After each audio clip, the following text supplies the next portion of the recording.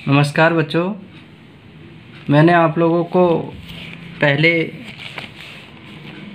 तकरीबन 8th जो stanza है वो पढ़ा दिए थे। अब 9th स्टंजा है, मैं रोया इसको तुम कहते हो गाना, मैं फूट पड़ा तुम कहते छंद बनाना, क्यों कवि कहकर संसार मुझे अपनाए, मैं दुनिया का हूँ एक नया दीवाना। इसमें हरिवंश राय बच्चन जी कहते हैं कि मैं मतलब स्वयं, कवि कहता है कि जिन्हें तुम मेरे गाने कहते हो वह वास्तव में मेरे हृदय का रुदन है। अर्थात कवि ये कहता है कि जिसे तुम गाना कहते हो वो वास्तव में मेरे हृदय की वेदना है, मेरे हृदय की पीड़ा है, और इन्हीं गानों की पीड़ाओं के माध्यम से मैं फूट पड़ा तुम कहते छंद बनाना। कवि कहता है कि मेरा चित्कार यह है कि मेरा रुदन प्रेम की निराशा का परिणाम स्वरूप प्रकट करता हुआ जब मैं प्रेम के आवेग से भरपूर उन्माद से शब्दों में फूट पड़ता तो तुम उसे नए छंद की संज्ञा देते हो। अर्थात कवि ये कहना चाहते हैं कि तुम इसे नए छंद की संज्ञा देना चाहते हो। ये वास्तव में मेरे हृदय की आंतरिक वेदना है, मेरे हृदय की आंतरिक चित्कार है, क्यों कवि कहकर संसार मुझे अपनाए। अर्थात आगे कवि हरिवंश राय बच्चन जी कहते हैं कि दुनिया मुझे कवि के रूप में व्यर्थ ही सम्मान देती है, जबकि वास्तविकता यह है कि मैं कवि हूँ लेकिन एक संसार का एक व्यक्ति हूँ जो कि संसार में रहकर इस संसार की आंतरिक वेदना को समझता हूँ। इसीलिए कवि ये कहता है कि लोग संसार के मुझे क्यों कवि के रूप में सम्मान देते हैं, वास्तव में मैं कवि नहीं हूँ। आगे कहते हैं कि मैं दुनिया का हूँ एक नया दीवाना, क्योंकि मैं तो इस संसार का एक नया दीवाना हूँ, संसार का एक प्रेम का दीवाना हूँ और मेरा हृदय प्रेम की मस्ती से लबरेज है। अर्थात कवि हरिवंश राय बच्चन जी कहते हैं फिर दोबारा से कि मैं रोया इसको तुम कहते हो गाना। अर्थात कवि हरिवंश राय बच्चन जी कहते हैं कि मैं जो रोता हूँ उसको संसार के जो लोग क्या कहते हैं कि मैं गाना है, फूट पड़ा तुम कहते छंद बनाना। और जब मेरे हृदय से आंतरिक वेदनाएं प्रेम की भाव जो फूटते हैं कविताओं के रूप में, उसे लोग छंद का नाम देते हैं। क्यों कवि कहकर संसार मुझे अपनाएं, अर्थात संसार के लोग मुझे कवि के रूप में ना अपनाएं, क्योंकि ये वास्तविकता यह है कि मैं प्रेम का दीवाना हूँ और ये जो दुनिया जो है इस बात को समझ नहीं पा रही है, क्योंकि कवि ये कहता है कि मैं प्रेम दीवाना हूँ और मेरा हृदय प्रेम की मस्ती से लबरेज है। अर्थात कवि हरिवंश राय बच्चन जी ने इसमें प्रेम के भाव को संसार में प्रसारित करने का प्रयास है वो किया है। तो बच्चों, इसमें कवि हरिवंश राय बच्चन जी की जो भाषा है वह एक तरीके से सरल और बहुत ही सुंदर है, और साथ ही साथ इसमें कवि हरिवंश राय बच्चन जी ने अपने स्वयं के गीतों के बारे में इसमें बताया गया है। गीत की भाषा में श्रृंगार है, मादकता है, कोमलता है, लय है, और इसमें खयाम की रुबाइयाँ जैसी मस्ती है। कुछ प्रश्न निर्माण है बच्चों इससे, और प्रश्न निर्माण इस प्रकार से हैं। प्रश्न निर्माण इस प्रकार से हैं। जनता गाना किसे कहती है, पहला प्रश्न। दूसरा है छंद बनाने और फूट पड़ने का क्या संबंध है। तीसरा प्रश्न है कवि को संसार के लोग वास्तविक रूप में क्यों नहीं समझ पा रहे हैं। इसके साथ ही अगला छंद है मैं दीवानों का वेश लिए फिरता हूँ, मैं मादकता निशेष लिए फिरता हूँ, जिसको सुनकर जग झूम झुके लहराएं, मैं मस्ती का संदेश लिए फिरता हूँ। अर्थात हरिवंश राय बच्चन जी कहते हैं कि मैं दीवानों का वेश लिए फिरता हूँ।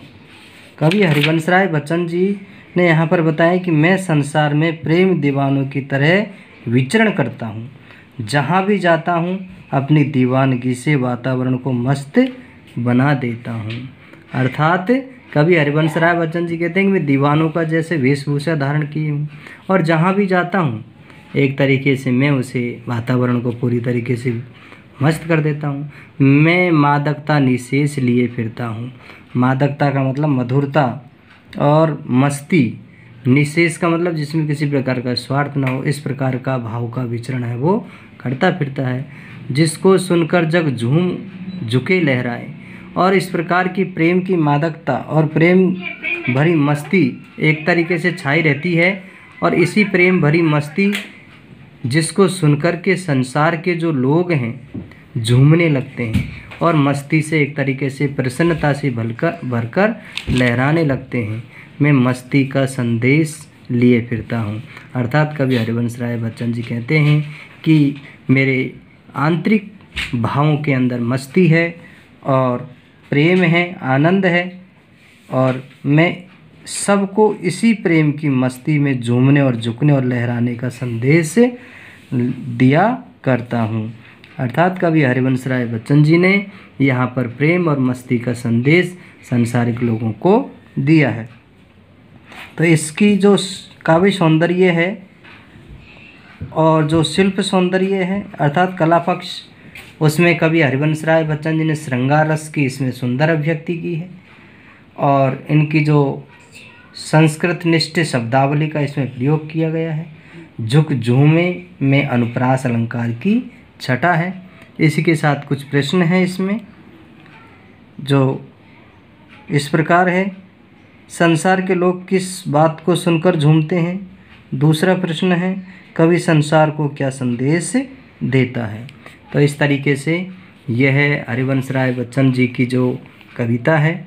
इसके अलावा इनकी अगली जो कविता है वो यह है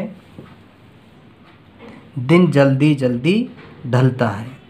अर्थात कवि हरिवंश राय बच्चन जी ने यहाँ पर इस दिन जल्दी जल्दी ढलता है कविता के अंतर्गत ये बताने का प्रयास किया गया है कि ये जो संसार के अंदर जीव जंतु और जितने भी प्राणी हैं वो एक प्रकार से किस प्रकार अपनी दिनचर्या, अपनी रोज़ाना की जो ज़िंदगी है उसको बिताते हैं।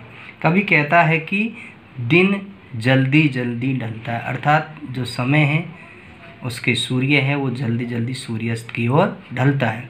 हो जाए न पथ में रात कहीं, मंजिल भी तो है दूर नहीं, ये सोच तका दिन का पंथी भी जल्दी जल्दी चलता है, दिन जल्दी जल्दी ढलता है। अर्थात कवि कहता है कि दिन भर चलकर अपनी मंजिल पर पहुंचने वाला यात्री देखता है कि अब मंजिल पास आने वाली है, वह अपने प्रिय के पास पहुंचने की ही वाला है। उसे डर लगता है कि कहीं चलते चलते रास्ते में रात ना हो जाए, इसलिए वह अपने प्रिय मिलन की कामना में जल्दी जल्दी अपने कदम है जो आगे बढ़ाता है।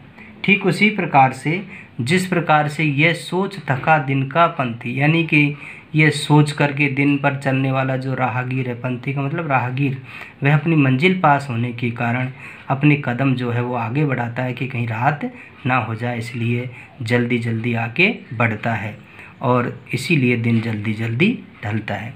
अगला आगे हैं, बच्चे प्रत्याशा में होंगे, नीडों से झांक रहे होंगे, ये ध्यान परों में चिड़िया की भरता कितनी चंचलता है, दिन जल्दी जल्दी ढलता है। बच्चे प्रत्याशा में होंगे। कवि हरिवंश राय बच्चन जी कहते हैं कि जो पक्षी हैं वो भी इसी प्रकार से सोचते हैं जैसे हम सोचते हैं।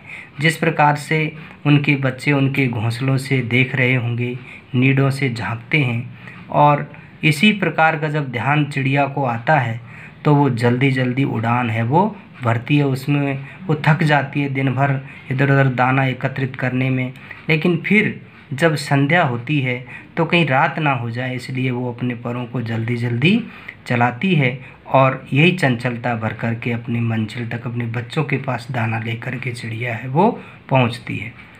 लास्ट है, मुझसे मिलने को कौन विकल, हो जाऊं किसके हित चंचल, ये प्रश्न शिथिल करता पद को, भरता उर में विहलता है, दिन जल्दी जल्दी ढलता है। मुझसे मिलने को कौन विकल। यहाँ पर हरिवंश राय बच्चन जी ने एक प्रश्न किया है बच्चों कि मुझसे मिलने को कौन विकल। कवि हरिवंश राय बच्चन जी से मिलने के लिए कोई व्याकुल नहीं है, कवि को अकेलापन महसूस करता है। इसीलिए कवि ने यहाँ पर संकेत किया है कि कवि के घर पर उनका कोई इंतज़ार करने वाला नहीं है। मैं हूँ किसके हित चंचल, इसीलिए कहते हैं कि मैं किसके लिए, किसके कारण अपने कदमों को आगे बढ़ाऊँ, क्योंकि संसार में मेरा कोई नहीं है। ये प्रश्न शिथिल करता पद को।